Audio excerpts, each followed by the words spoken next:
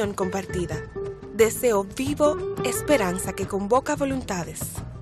Mejor aún, compromiso, asumir ideas, desafíos y ayudar a pensar. Ojalá también es tarea nuestra y suya, convertir ilusión en realidad de bienestar. Con ustedes, despuntando el día, ojalá.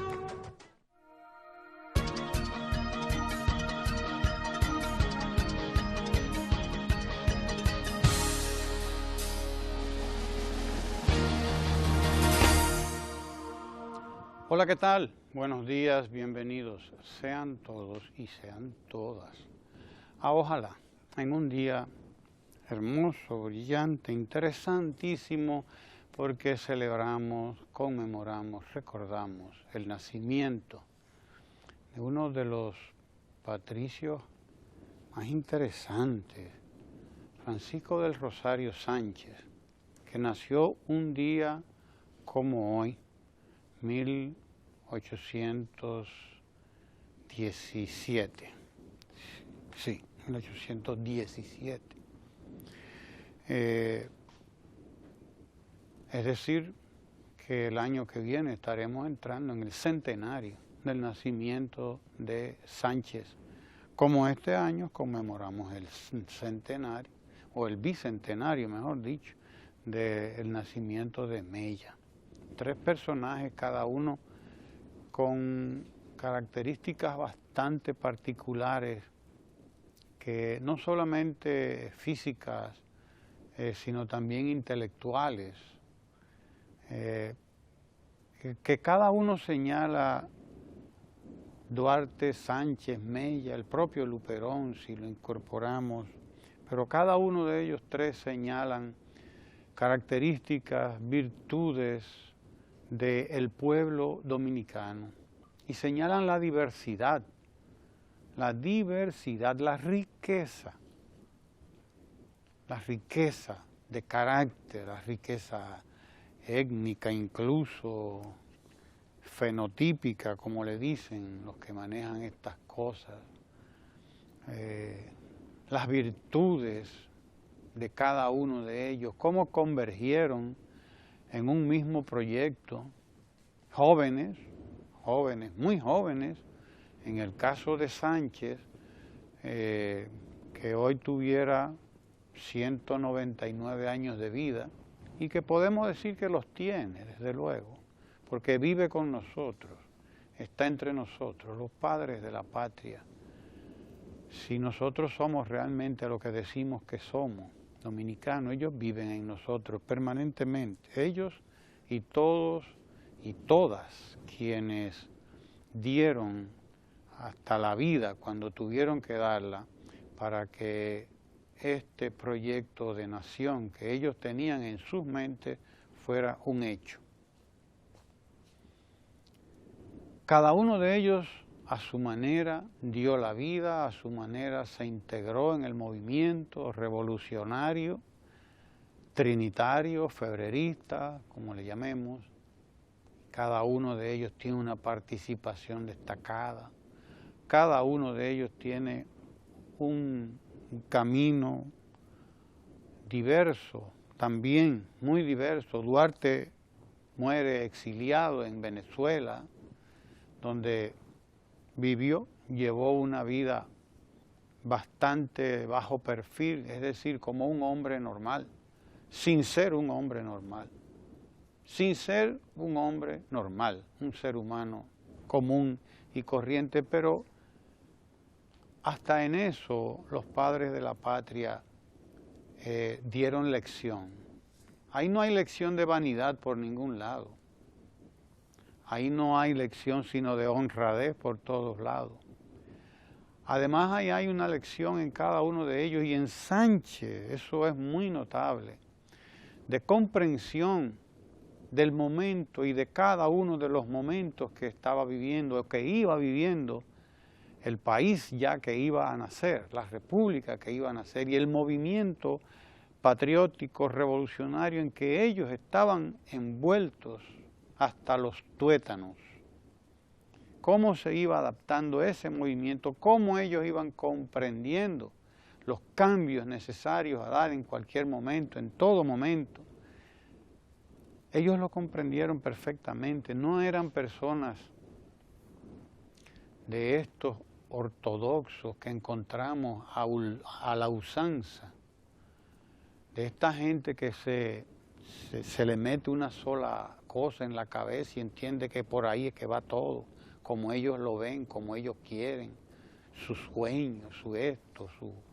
No, era gente que vivía en el fragor de la lucha por su propia vida, porque Sánchez era un notario, era lo que más se acerca a lo que era Sánchez, no era abogado, lo hubiese sido de haber vivido en otras condiciones, pero se hizo una suerte de notario, es decir, una persona que ayudaba a llevar papeles, a hacer papeles, a legalizar, a legitimar papeles, etcétera, a hacer diligencias de esa naturaleza en su época, y de eso vivía. Vivía de ese trabajo, de su esfuerzo. Y en el caso de Duarte, pues dio el mayor ejemplo que se puede dar de honestidad, de entrega, de patriotismo, cuando le entregaron aquellos 2.000 pesos famosos para la campaña del sur, y cuando vio que era malogrado por los planes de Santana y de todos los que ya se interponían en el camino de los trinitarios, conservadores, mayoría, se devolvió y dijo, esto no es así. Y devolvió hasta el más mínimo centavo de esa campaña que le habían confiado a él, la Junta Gubernativa. Devolvió hasta el último centavo, escrito además. Por ahí anda, están en los archivos, ese papel, escrito de su puño y letra, de qué había hecho con cada centavo. Le quedó más de la mitad de lo que le habían dado y lo devolvió. Es la mayor prueba de honestidad, de honradez, de moral, de ética, de compromiso. Y sobre todo con eso estaba diciendo la república que tenemos que nosotros fundar y que hemos empezado a fundar aquí, debe dar ejemplo de esto, de manejo pulcro de los fondos del Estado, que no son más que fondos aportados por el pueblo con su trabajo, con sus impuestos. Sánchez, cuando Santana entregó la soberanía a España, entró por Haití. Dijo, y entro por Haití porque no puedo hacerlo por otra parte. Es decir, hubiese entrado por cualquier lado. Sin embargo, donde recibió el apoyo fue en las autoridades haitianas que le permitieron en aquel momento cruzar el territorio haitiano para entrar a la República Dominicana por la frontera. De manera que no tuvo ningún empacho en solicitar a los que antes había combatido la autorización para entrar por el territorio haitiano. El que había sido el enemigo antes, ahora se convertía en un elemento también importante. Fíjense ustedes cómo pensaban los trinitarios, cómo no se ofuscaban, cómo no se perdían. Sin embargo, dejó dicho, si alguien quiere mancillar mi nombre, díganle que yo soy la bandera nacional. No luchó contra Haití porque Haití fuera una patria de negros, como decían los franceses, despectivamente, una república de negros sublevados, ¿qué república ni qué república? Decían los franceses, despectivamente. Él no, él reconocía que ahí se había formado un Estado. Y el propio Duarte tuvo también en su momento palabras de elogio para esa revolución que se había llevado a cabo ahí. De manera que el propio Sánchez dio el ejemplo de que no era obtuso, de que no era un fanático como lo son hoy muchas de las personas que se precian de ser patriotas. No son más que fanáticos. al servicio de una causa que niega la existencia de los otros o que justifica la propia pero negando la de los otros. Los patricios no dieron nunca muestra de ser fanáticos, nunca la dieron. Fueron hombres y mujeres, porque hay que contar aquí a María Trinidad Sánchez, a Concepción Bona y a toda esa cantidad de mujeres que participó también en ese movimiento revolucionario, que hoy sabemos que tuvieron una participación destacadísima, ese grupo de mujeres patriotas también, porque esos que privan de ser demasiado patriotas negaban la presencia incluso de la mujer, un movimiento machorro, un movimiento de hombre nada más. No, la mujer siempre está detrás de los grandes movimientos que ejecutan todos los hombres y que ha ejecutado la humanidad. Siempre están, no detrás, no, están delante también. María Trinidad Sánchez, tía de Francisco de Rosario Sánchez, a quien recordamos hoy en el día de su nacimiento. Tía de Francisco de Rosario Sánchez fue fusilada por Santana. Una orden de fusilamiento, oiga usted, que se ejecutó el 27 de febrero. ¿Qué día? 27 de febrero de 1845. A solo un año de nacida la República, así conmemoró Santana. Así conmemoraba Santana el primer aniversario de la República, que los trinitarios habían concebido, habían honrado con su sangre y de la que se aprovechaba ahora Santana para sus apetitos, para darle rienda suelta a su instinto de clase, atero como era, conservador como era, servidor de los conservadores como lo fue, con todos los galones que le toquen, un gran conservador, capaz de llevar a cabo uno de los crímenes más abominables de la historia dominicana, el fusilamiento de una mujer, María Trinidad Sánchez, y después llevó a cabo el fusilamiento de Sánchez.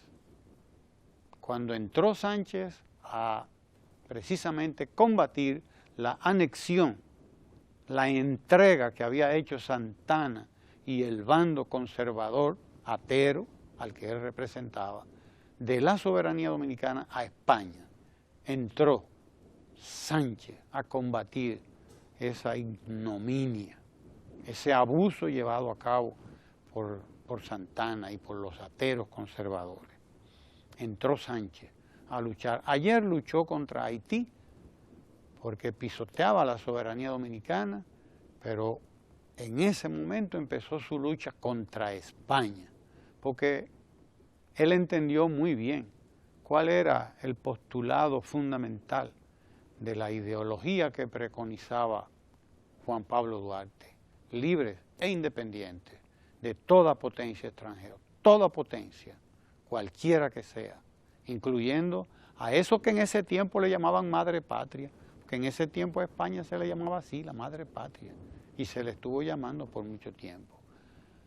Sánchez entendió muy bien lo que había planteado Duarte y lo que ellos habían también aprendido y estudiado y trabajado en los círculos de estudio de la Trinitaria. En esos grupos de la Trinitaria ellos habían trabajado muy bien la idea de independencia, la idea de soberanía, que era una idea que venía además recorriendo mucho territorio en toda la América, que empezó a liberarse precisamente en el 1804, oiga usted qué cosa, la liberación, el movimiento revolucionario, el movimiento de independencia contra España y contra las potencias más bien, en este caso contra Francia, que era una de las potencias más importantes de la época. Ese gran movimiento revolucionario que recorría toda la América, que hoy llamamos América Latina, se había iniciado en 1804 con la Revolución Haitiana. No fue en 1810, ¿no? Como quieren decir algunos. No fue en 1810 con la Revolución Mexicana, etcétera. No. Fue en 1804, con la Revolución Haitiana, cuando comenzó el movimiento revolucionario de independencia y soberanía en nuestra América, como la llamaba José Martí. Comenzó aquí en las Antillas, ahí en ese pedacito de tierra que hoy se llama Haití, 1804, donde se fundó la primera república negra del mundo, como decían los franceses y como se quejaba Napoleón. Pues Sánchez fue de los que entendió muy bien eso, y junto con Mella y todos los demás. Y vino a pelear contra España, y Santana, que logró sofocar la rebelión que inició Sánchez allá en el sur, dispuso en corte marcial el fusilamiento de Francisco del Rosario Sánchez y de todos los que le acompañaban, en una masacre que los historiadores que cuentan esto se quedan cortos, porque como no había suficientes fusiles para matar toda esa gente, suficientes municiones allí en el cercado, a muchos los mataron a machetazos y a palo. Sánchez quiso asumir él la responsabilidad de todo, pidió que a todos sus compañeros los liberaran y que solamente lo fusilaran a él, que era suficiente ya, claro, si lo que quería Santana era dar ejemplo, pero no. Fue asesinado todo el mundo, todos los que estaban en la conjura, todos los que participaron en el movimiento, en la sublevación de Sánchez, fueron fusilados, fueron asesinados. No diríamos fusilados, fueron masacrados, porque fusilar es matar con fusil, pero mucha de esa gente fue muerta a palo y a machetazo. Oiga usted que a cuánto llegaba la locura de clase, el rencor de clase, el resentimiento de clase de Pedro Santana y de la gente que llegó a pensar y a actuar como él. Recordamos hoy a Francisco del Rosario Sánchez, patricio, hombre de excepción, un dominicano de los de excepción, de los que hay que hablar mucho y de los que habrá que estudiar muchas facetas de su vida todavía. Queda mucho por estudiar sobre Sánchez, lo mismo que sobre Duarte y sobre Mella. Pero a nosotros se nos agota el tiempo aquí y queremos compartir con ustedes esta breve entrevista que hizo una organización internacional a Yocasta Guzmán, la doctora Yocasta Guzmán, que es la directora general de compras y contrataciones públicas del Estado. A propósito de transparencia, a propósito de inclusión, a propósito de construir un país de oportunidades como lo está haciendo el presidente Danilo Medina, un país en donde podamos vivir todos y todas como Dios manda y como pensaban los trinitarios que debíamos vivir, no solamente libres, también felices, contentos, decía Duarte, y unidos. Compartamos esta entrevista, que es un ejemplo además de cómo se están manejando, de cómo la transparencia permea hoy las más importantes instituciones del Estado y debe permearla a todos. Compartamos esta breve entrevista con doña Yocasta Guzmán de la Dirección General de Contrataciones Públicas del Estado. Adelante, señor director.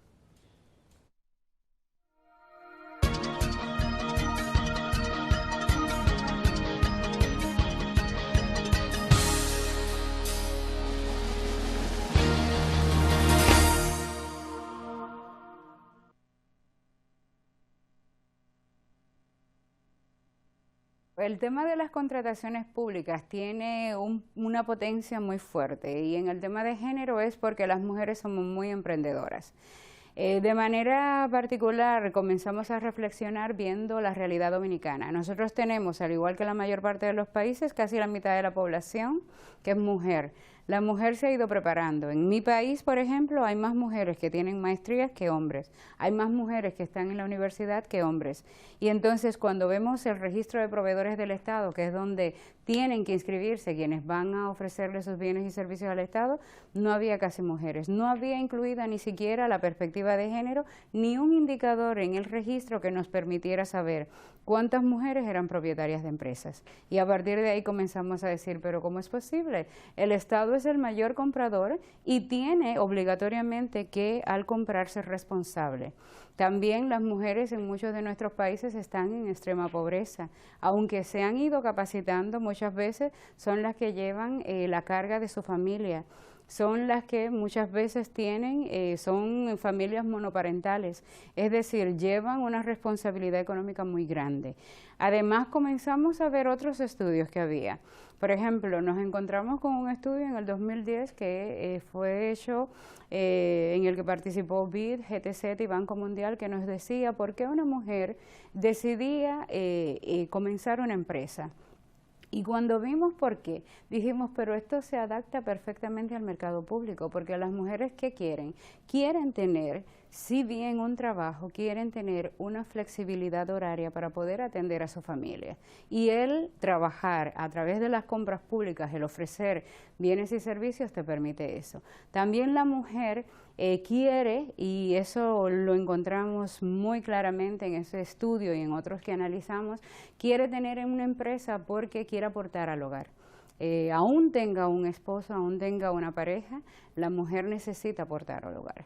Y entonces cuando dijimos eso, bueno, pero vamos a comenzar a analizar las empresas nuestras. Tenemos un estudio, que es lo bueno de tú ir cruzando información, tenemos un estudio de las pymes, que es del año 2013, que salió publicado en el 2014, que nos dice que en nuestro país hay 792.000 micro, pequeñas y medianas empresas. Sin embargo, solamente propietarias de esas empresas hay 14% de mujeres. ¿Por qué? Y comenzamos a analizar entonces cómo funcionaba el mercado público, cuánto transaba el mercado público y qué cantidad de mujeres estaban siendo proveedoras del Estado. Y nos encontramos, después de haber hecho una auditoría para que realmente poder saber cuántas mujeres tenían empresas, que de 19.000 proveedores que había cuando llegamos, menos de 1.000 eran mujeres. Y decíamos, pero si somos la mitad de la población, si tenemos un nivel académico importante, ¿por qué apenas 1.000 mujeres?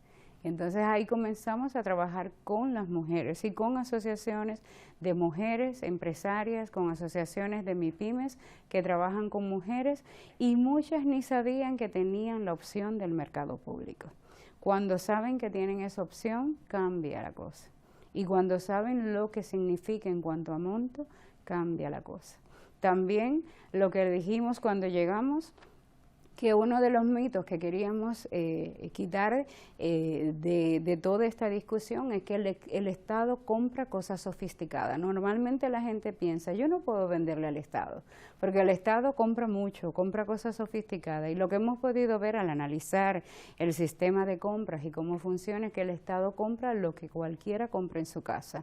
Y por tanto, eso puede ser suplido por micro, pequeñas y medianas empresas y por mujeres.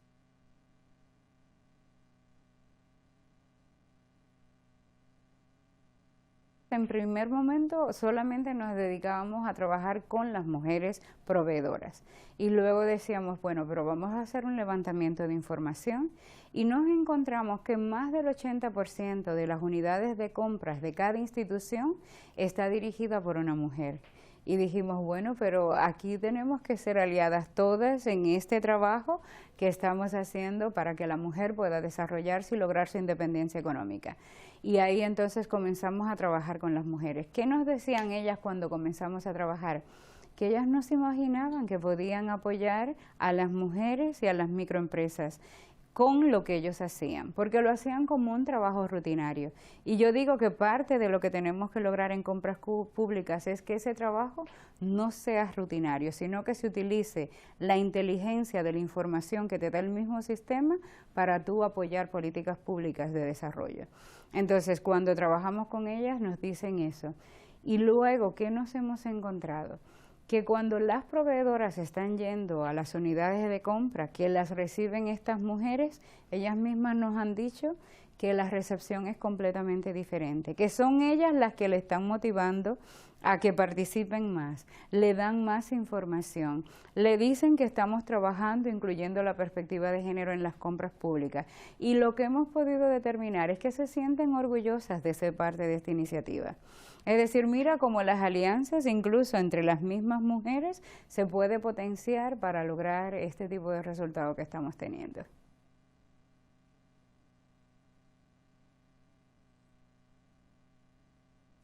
Al principio que comenzamos a trabajar este tema, vencer el escepticismo de la gente. Mucha gente no creía en lo que proponíamos, mucha gente pensaba que no era cierto, mucha gente pensaba que era simplemente una propuesta más de las que había, y tuvimos que ayudar a que la gente incluso creyera en ellas mismas. No solamente creer nosotros en lo que estábamos proponiendo, sino en que los sectores productivos creyeran en ellos mismos.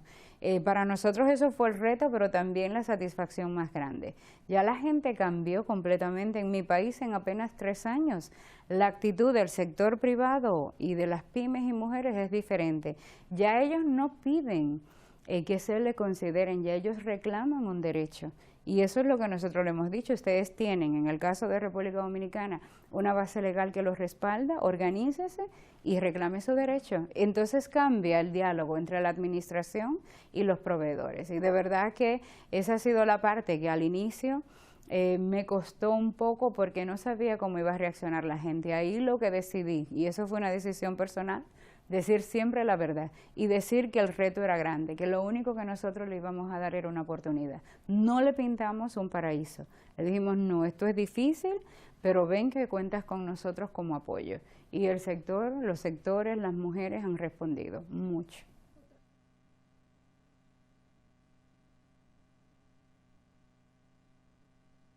Hemos encontrado que incluso de manera no programada, a nivel de los hombres se dan redes más fáciles en la administración que a nivel de las mujeres. No sé, yo digo a veces porque tú sales del trabajo y tienes 50 cosas en las que ocuparte, pero pensamos que el tener ese tipo de redes no forma parte de nuestro trabajo y forma parte de nuestro trabajo. En los países menos desarrollados, en los más desarrollados, las redes funcionan. Y ese es el poder que tienen las redes, que cuando tú no consigues muchas cosas, una llamada a una persona que tú conozcas te ayuda a solucionar un problema que fácilmente te toma meses por la vida tradicional. Y no es que tú no hagas el trámite, pero tú llamas a la persona, la sensibilizas, comparte con ellos, le dices la importancia que tiene y la gente realmente reacciona diferente. Y las mujeres tenemos que aprender que eso es parte de nuestro trabajo. Actuar en red, trabajar en red, y también eso nos va a ayudar a mejorar las condiciones de trabajo, no solamente de las que ya están como nosotros en una posición media alta, sino de las que vienen detrás que necesitan mejores condiciones. Y de verdad, en nuestro país las mujeres son más en la administración pública también. Ocupan puestos, pero ya luego de posiciones medias en adelante es más difícil crecer. Cuando hemos hablado con políticos acerca del tema, nos dice, mira, normalmente en la política tú seleccionas para ser tu ministro o directores generales a gente que está muy cerca de ti, por distintos motivos. Y normalmente las mujeres no estamos en esa red.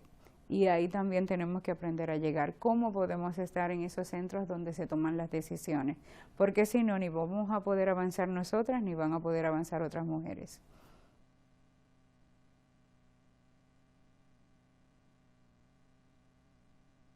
En relación al impacto que ha tenido toda la implementación de estas políticas de género, desde la perspectiva de compras públicas, nosotros tenemos desde el 2012 un incremento importante de la cantidad de contratos y de los montos que se está contratando a mujeres, porque parte de lo que hacemos es ver cómo lo que estamos haciendo va apoyando o no al sector. Por ejemplo, en el 2012 teníamos 7.102 contratos por unos 94 millones de dólares. En el 2013 tuvimos unos 9.324 contratos con 244 millones de dólares. Y en el 2014 más o menos una cifra similar, 14.000 contratos por 221 millones de dólares. Es decir, que vemos cómo pasamos de 94 millones a 224 millones de dólares de un año a otro y cómo eso se ha mantenido en el tiempo.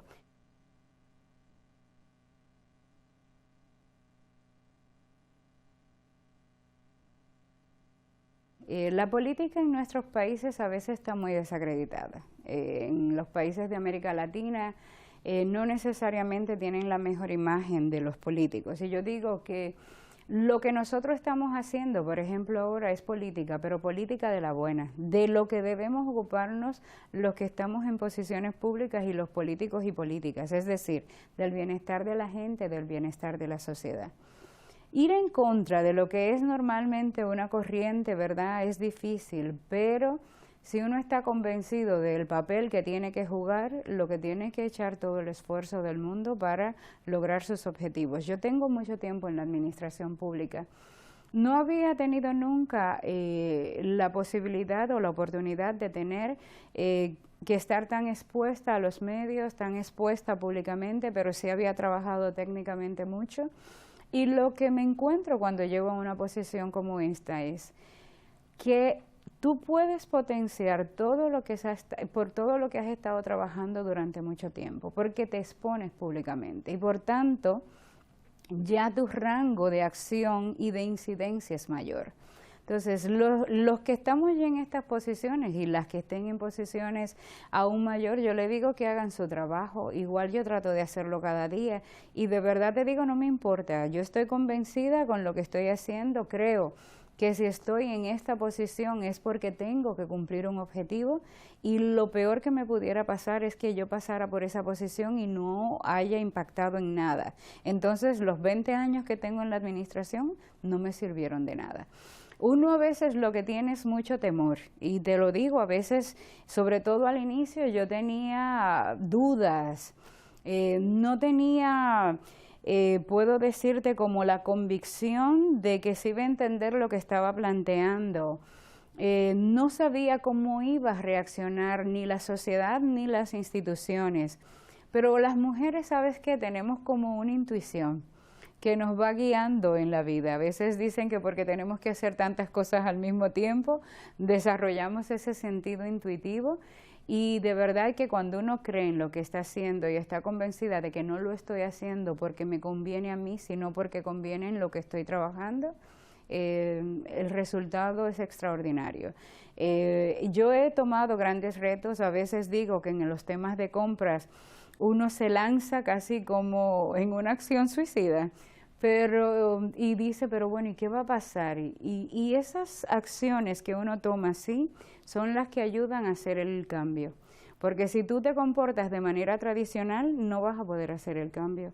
La administración pública es muy lenta al momento de responder y uno tiene que, cuando tiene una propuesta innovadora, tratar de arriesgarse, claro, sabiendo que existe un contexto institucional, nunca pasando por encima de la institucionalidad, pero hay que arriesgarse y hay que hacer planteamientos novedosos en los que muchas veces solo tú crees. Por ejemplo, en el caso de compras públicas en República Dominicana, cuando nosotros comenzamos a hablar de la importancia de vincular las compras a las pymes y a mujeres, mi equipo de trabajo de la dirección no creía en eso. Yo tuve incluso que convencerlo a ellos de que estábamos por la dirección correcta. Y ese es un ejercicio que uno tiene que tener también como de humildad, de diálogo constante, porque si yo no soy capaz de convencer a los que están cerca de mí, ¿cómo yo voy a ir más allá? Entonces eso mismo te ayuda a ejercitar como ese diálogo, esa reflexión, porque es una reflexión conjunta que hay que hacer. Si tú tratas de imponer las cosas no marchan, la gente reacciona de manera contraria. Entonces uno tiene que tener como una inteligencia estratégica para saber cómo avanzar y cuándo dar cada paso, pero estar seguro de que si no lo das, las cosas no van a cambiar.